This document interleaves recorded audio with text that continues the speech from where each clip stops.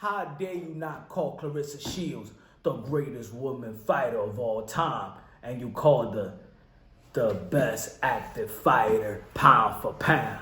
Huh? How you gonna sneak this Claressa Shields like that, huh? You play the safe.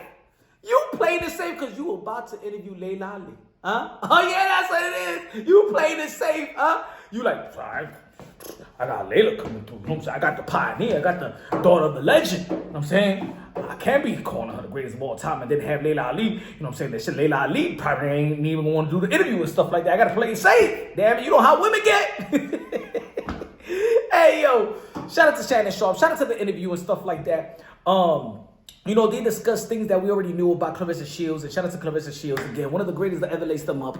I know she went out there putting comments on my video saying that she gonna sue me. She gonna sue me because she can't handle the truth. A.K.A. Jack Nicholson. And look, even in the recent interview, she's doing a lot of interviews, and that's good. Her team is doing an incredible job having a name out there, going viral, keeping the algorithm going. She's still, look, the $8 million situation, look, whatever. If she feels she get $8 million, she get $8 million, all right? It's your contract. I just hope that you don't get effed over. I just hope that your attorney looked at it, your accountant looked at it, and it's official. You're gonna get that $8 million you say you're gonna get. And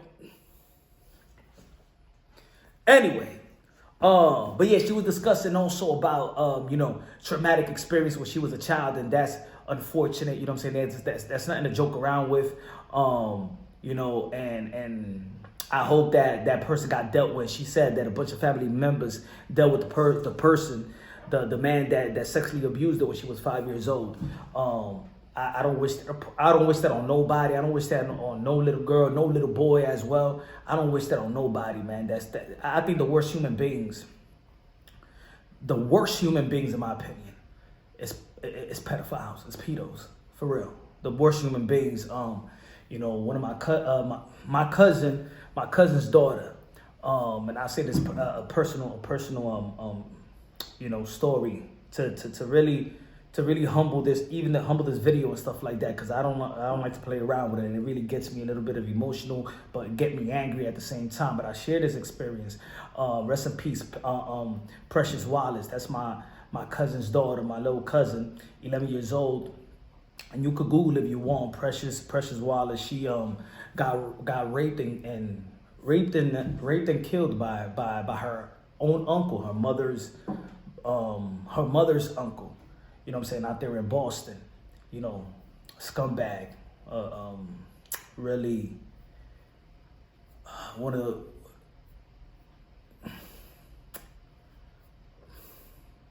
worst human beings, man, are those type of people, man. I don't even think they're human beings, man. But that's something that my family had to deal with a long time ago, with stuff like that. Drugged her, raped her, and she fell into a coma. And then we had to pull the plug on her. You know what I'm saying? So, but crazy. So when I was listening to Claressa Shields' story, we have our praise and criticism of Claressa Shields, but that's something that, you know what I'm saying, I wish she never had to go through that. I wish no child had to go through that. And shout out to Claressa Shields. My prayers go out to you that you still overcome those traumatic experiences and stuff like that. And be there for other young women, young ladies and young boys that has gone through that type of experience, because that's the worst. And sometimes, I think for the most part, it's so hard to overcome that, I believe so, But in terms of the whole interview and stuff like that, it was cool. I think that her team is doing a wonderful job just keeping it out there, like I said. I think that Claressa Shields never had fans don't have a problem with Claressa Shields, what she do in the ring. Fans don't have a problem with her greatness. I think that the only issue I think that people really do have with Claressa Shields is that she be hitting on other females. She be hitting on other people.